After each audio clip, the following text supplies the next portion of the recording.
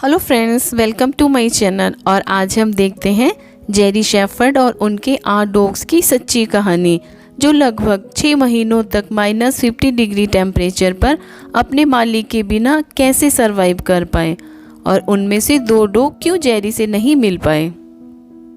कहानी स्टार्ट होती है सन 1993 से, जहां पर जेरी को दिखाया गया है जो अंटार्कटिका के एक रिसर्च बेस पर एक गाइड के तौर पर काम करता है और ये काम करते हैं नेशनल साइंस फाउंडेशन के साथ। दरअसल उनके साथ इनका एक कॉन्ट्रैक्ट होता है। यहाँ पर बहुत ज़्यादा ठंड है और जेरी के यहाँ पर 8 डॉग्स भी होते हैं जिनसे जेरी बहुत ज़्यादा प्यार करता है और 8 डॉग्स भी जेरी से बहुत प्यार करते हैं। जो जेरी कहता है ये सब वही करते हैं और इनमें से एक फीमेल डॉग होती है जिसका नाम माया होता है, जो इन सभी डॉग्स में से सबसे ज़्यादा समझदार होती है। अब यहाँ पर एक UCLA के प्रोफेसर आते हैं जिनका नाम डॉक्टर डेविस है और इन्हें माउंट मेलबर्न जाना होता है जो यहाँ से बहुत दूर है। दरअसल इनके पास एक इन्फॉर्मेशन है कि मरकरी प्लैनेट से वहाँ पर एक मेट्रॉइड गिरा हुआ है, ये उसी को लेने के लिए वहाँ पर जाना चाहते हैं। जेरी उन्हें कहता है कि वो जगह यहाँ से दूर है, वैसे भी जनवरी का एंड चल रहा है और हम स्नो कार से वहाँ पर नहीं जा सकते हैं।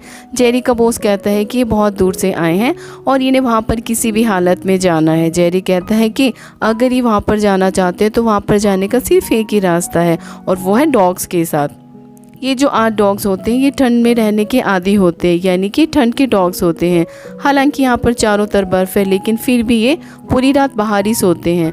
अब अगली सुबह जेरी और डॉक्टर डेविस यहाँ से 8 डॉग्स के साथ डॉग स्लैड पर माउंट मेलबर्न की तरफ निकल पड़ते हैं, जहाँ पर उन्हें मेट्रोस ढूंढना है। लेकिन ये रास्ता इतना भी आसान नहीं होता है और डॉग स्लैड को खींचने में सबसे आगे होते हैं जैक और माया। ये इन दोनों को खींच के बर्फ़ की चट्टानों से बहुत दूर तक ले जाते हैं और आगे बर्फ़ ही बर्फ़ के मैदान होते हैं। यहाँ पर इन्हें नहीं पता कि बर्फ़ कितनी मोटी होगी, इसलिए जेरी यहाँ पर डॉग्स की पोजीशन बदल देता है ताकि अगर कोई डॉग बर्फ़ पतली होने के कारण बर्फ़ के अंदर चला भी जाए तो दूसरा डॉग उसे खींच ले। हालांकि इनसे उनकी स्पीड बहुत कम हो जाती है और साथ ही साथ जेरी आगे बर्फ़ को चेक करते हुए चल रहा होता है, क्योंकि स्लैड पर जो सामान है इनका वो काफ़ी भारी होता है और बर्फ़ की परत पतली हुई तो सारा सामान नीचे गिर जाएगा। जेरी जब बर्फ़ को चेक कर रहा होता है तो वो देखता है कि एक जगह बर्फ़ की लेयर बहुत ही पतली होती है। वो अपने डॉग्स को इंस्ट्रक्शन देता है कि वो इस साइड से न जाएं, लेकिन डॉग्स का कोऑर्डिनेशन आपस में बहुत अच्छा नहीं होता है, जिस वजह से वो सही डायरेक्शन में नहीं जा पाते हैं। और स्लैड पर प्रोफेसर डेविस होते हैं, वो बहुत भारी होता है, इसलिए उस जगह से बर्फ धंस जाती है और प्रोफेसर डेविस अब स्लैड को पकड़ लेते हैं। नीचे बहुत गहरी खाई होती है और अगर उन्हें जल्द से जल्द ऊपर नहीं निकाला गया तो बर्फ़ के अंदर हमेशा के लिए वो दफन हो जाएंगे। लेकिन जेरी रस्सी को पकड़ लेता है और डॉग्स को सही इंस्ट्रक्शन देता है, जिस वजह से वो प्रोफेसर को स्लैड को सारे सामान के साथ ऊपर खींच लेता है और इस तरह से प्रोफेसर की जान बच जाती है। इन्हें सफ़र करते हुए पूरा एक दिन हो जाता है और रात को ये जगह पर स्टे करते हैं और अगली सुबह ये माउंट मेलबर्न की तरफ निकल पड़ते हैं। बहुत लंबा सफ़र तय करने के बाद ये पहाड़ की एक बहुत ऊंची चोटी पर पहुंच जाते हैं और वहां से जेरी प्रोफेसर को दिखाता है कि वो रहा आपका माउंट मेलबर्न, जो कि बहुत ही खूबसूरत दिखता है, लेकिन अभी भी वो यहाँ से काफ़ी दूर है।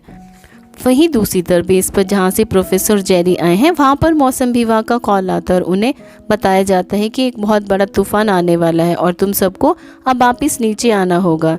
जेरी के साथ ही इन्फॉर्मेशन जेरी को पहुंचा देते हैं। जेरी प्रोफेसर को कहता है कि अब हमें लौटना होगा, कल सुबह हम वापस लौट जाएंगे। लेकिन प्रोफेसर जेरी से रिक्वेस्ट करते हैं, वो कहते हैं कि मैं हज़ारों मील का सफ़र तय करके सिर्फ उस मीट्रॉइड के लिए यहाँ आया हूँ और हो सकता है कि हमें मरकरी से आया हुआ पहला मीट्रॉइड मिल जाए। ये बहुत ही नायाब होगा, शायद हमें ऐसी चीज़ों का पता चल जाए जिस बारे में हमें आज तक नहीं पता। हालांकि जेरी अब आगे नहीं जाना चाहता, लेकिन प्रोफेसर के इंसिस्ट करने पर वो कहता है कि ठीक है। डॉग्स को नीचे छोड़कर ये दोनों ऊपर मीट्रॉइड ढूंढने के लिए निकल पड़ते हैं। हालांकि ये बहुत कोशिश करते हैं लेकिन फिर भी इन्हें मीट्रॉइड नहीं मिलता है।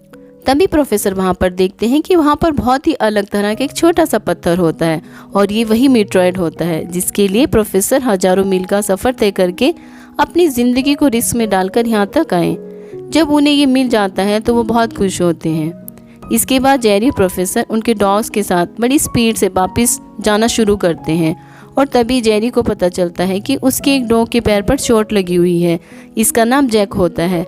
जैक की एज 10 साल की है। वो बहुत ही समझदार डॉग है। जेरी जैक से कहता है कि मैं तुम्हें ठीक कर दूंगा। वो प्रोफेसर को कहते हैं कि आप प्लीज़ बेस में कांटेक्ट करने की कोशिश कीजिए। और जब प्रोफेसर बात कर रहे होते हैं तो वो चट्टान के कोने में चले जाते हैं और वहाँ पर बर्फ़ टूट जाती है, जिसकी वजह से उनका पैर स्लिप हो जाता और वो नीचे गिर जाते हैं। प्रोफेसर जेरी को कहते हैं कि शायद मेरा पैर टूट गया है। जेरी कहता है कि आप वहाँ से हिलना मत, क्योंकि वहाँ पर बर्फ़ क्रैक होना शुरू हो जाती है और कुछ ही सेकंड में उस जगह से बर्फ़ पूरी तरह से टूट जाती है जहाँ पर प्रोफेसर होते हैं और वो पानी में गिर जाते हैं। वो रस्सी लेकर नीचे पहुँच जाता है, लेकिन जेरी प्रोफेसर के पास नहीं जा सकता, क्योंकि अगर वो उनके पास भी गया तो बर्फ़ टूट जाएगी और वो भी प्रोफेसर की तरह वहाँ पर फंस जाएगा। इसलिए वो अपने सबसे इंटेलिजेंट डॉग माया को रस्सी लेकर प्रोफेसर के पास भेजता है और माया रस्सी को प्रोफेसर के गले में डाल देती है और जितने भी डॉग्स यहाँ पर होते हैं वो सब मिलकर प्रोफेसर को वहाँ से बाहर निकाल लेते हैं। इनको अपने बेस में पहुंचना होगा, क्योंकि यहाँ पर तूफान भी शुरू होने वाला है। जेरी अपने सबसे इंटेलिजेंट डॉग माया को कहता है कि तुम्हें हमें वापस घर ले जाना होगा और माया अपने साथियों के साथ इन दोनों को स्लेड पर बिठाकर बेस पर निकल पड़ती है। वहीं दूसरी तरफ बेस पर सब परेशान होते हैं, क्योंकि इनसे कोई कांटेक्ट नहीं हो रहा होता है। हालांकि यहाँ पर जो पायलट होती है वो इनकी मदद के लिए जाना चाहती है, लेकिन उनका सीनियर कहता है कि अगर तुम जाओगी भी तो कोई फ़ायदा नहीं होगा, क्योंकि तूफ़ान की वजह से तुम्हें कुछ भी नहीं दिख पाएगा। और तभी वो खिड़की से देखती हैं कि सामने से डॉग्स आ रहे होते हैं। ये सब की सब बाहर जाते हैं और जेरी को और प्रोफेसर को अंदर ले आते हैं। जेरी बहुत खुश होता है, माया को कहता है कि तुमने बहुत अच्छा काम किया, तुम हमें वापस ले आई। वापस आने के बाद इनको बोला जाता है कि हम सबको नीचे जाना होगा, लेकिन यहाँ पर जो डॉग्स होते हैं ये अपने साथ उन्हें नहीं ले जा सकते, क्योंकि इतना सारा सामान, इतने सारे लोग एक साथ एक ही बार में नहीं जा सकते हैं। लेकिन जेरी अपने डॉग्स को यहाँ पर छोड़कर नहीं जाना चाहता।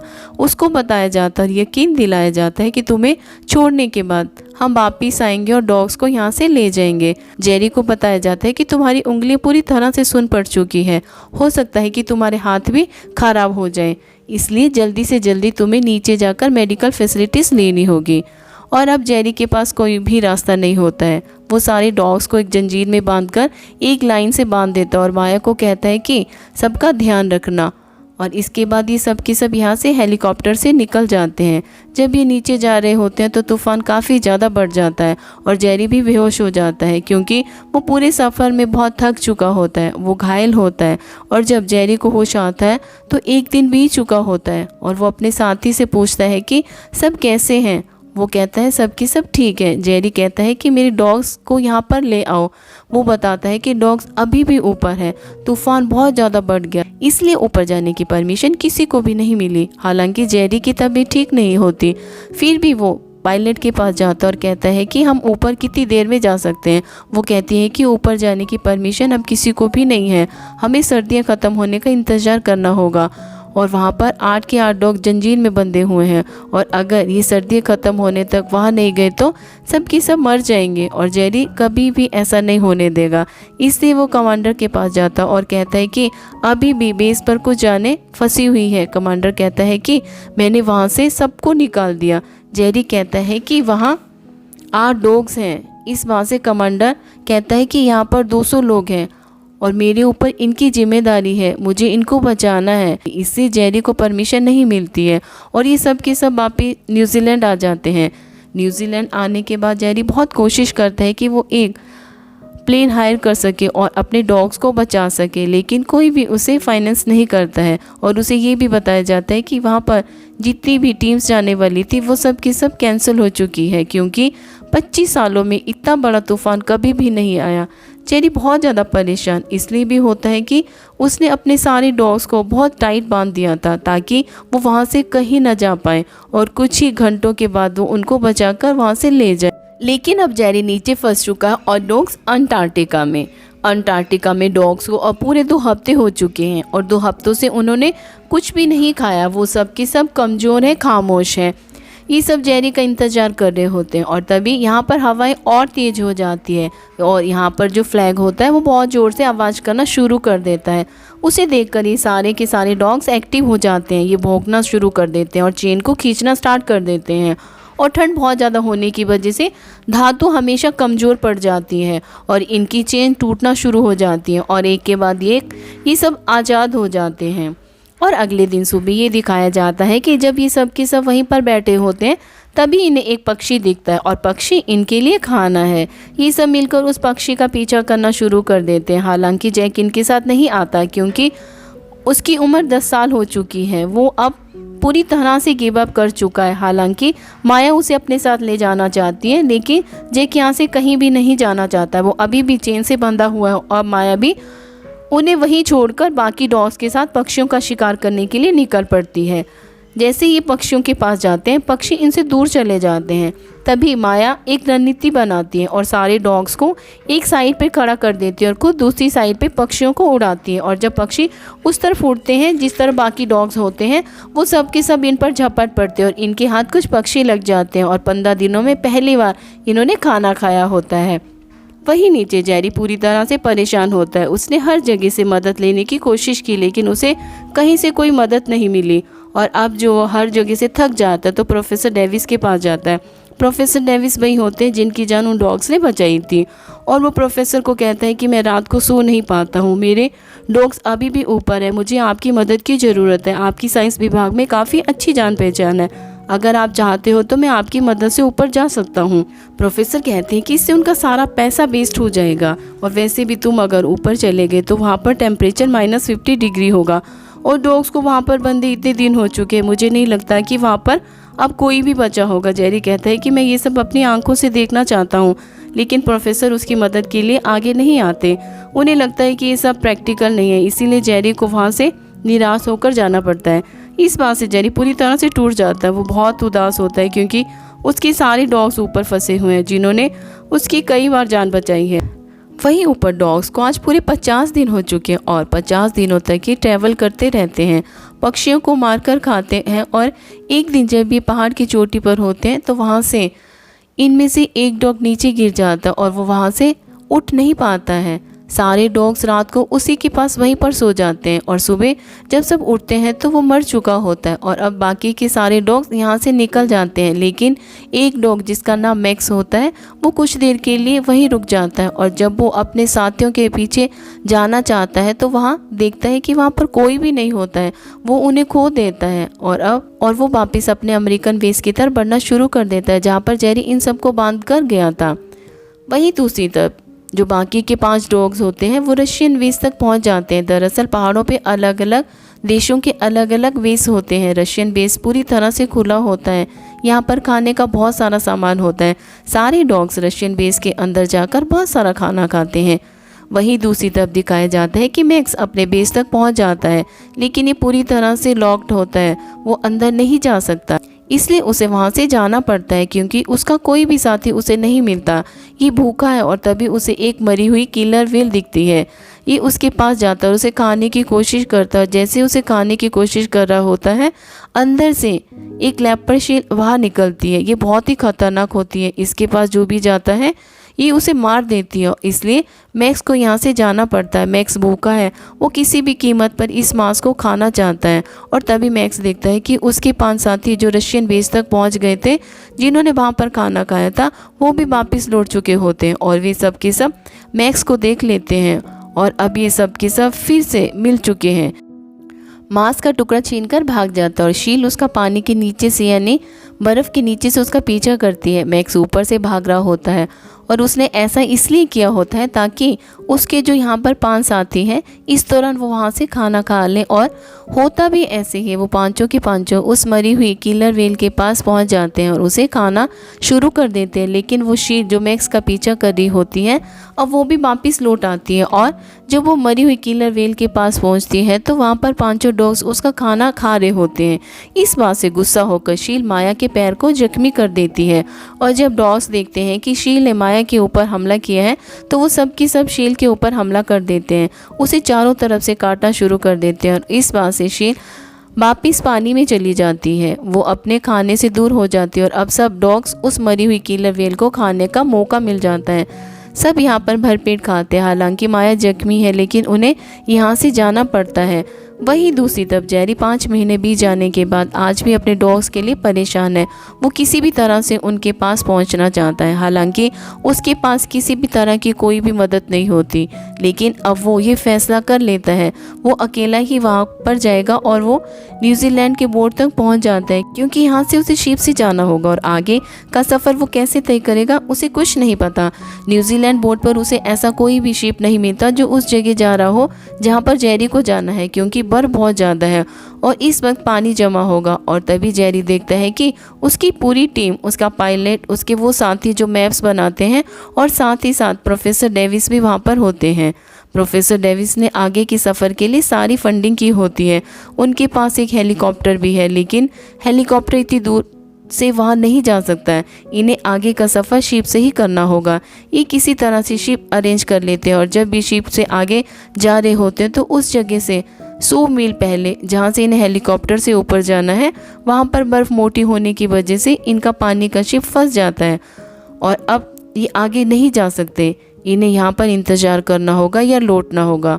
और अगर ये हेलीकॉप्टर से अपने बेस तक जाते हैं तो ये वापस नहीं आ पाएंगे, क्योंकि इनके पास इतना फ्यूल नहीं है। अब जेरी का साथी जो नक्शे बनाता है उसे ऊपर के सारे रास्तों का पता होता है। वो कहता है कि हमारे पास एक रास्ता है, हम यहाँ से हेलीकॉप्टर से इटालियन बेस तक जा सकते हैं और इटालियन बेस यहाँ से इतनी दूर पर है कि हम वापस हेलीकॉप्टर से आ सकते हैं। जेरी पूछता है कि उसके आगे का सफ़र हम कैसे तय कर सकते हैं। आगे पूरी तरह से बर्फ़ जमी हुई है। उसका दोस्त बताता है कि इटालियन बेस पर हमेशा बहुत सारी स्नो कार्स होती है और हम इटालियन बेस से अपने बेस तक का सफ़र स्नो कार से तय करेंगे। और जेरी को उसका आइडिया बहुत पसंद आता है। हालांकि जेरी और उसकी पूरी टीम ये मान चुकी है कि उसके सारे डॉग्स अब इस दुनिया में नहीं रहे, लेकिन फिर भी जेरी उन्हें इज्जत देना चाहता है और उनके सम्मान में वो वहाँ पर किसी भी कीमत तक पहुँचना चाहता है। वहीं ऊपर दिखाया जाता है कि अब माया का पैर बहुत ज़्यादा जख्मी है और वो चलते चलते एक जगह गिर जाती है और सारे डॉग्स की जो लीडर है वो गिर गई है। इसी सब के सब उसी के पास सो जाते हैं। वो सब शिकार करते हैं और माया को वहीं पर उसका शिकार लाकर देते हैं। इन सभी डॉग्स के अंदर प्यार है, यूनिटी है, इसीलिए 6 महीने तक ऐसे मौसम में सरवाइव कर जाते हैं जहाँ पर शायद कोई इंसान सारी फैसिलिटीज़ होने के बाद भी जिंदा ना रह सके।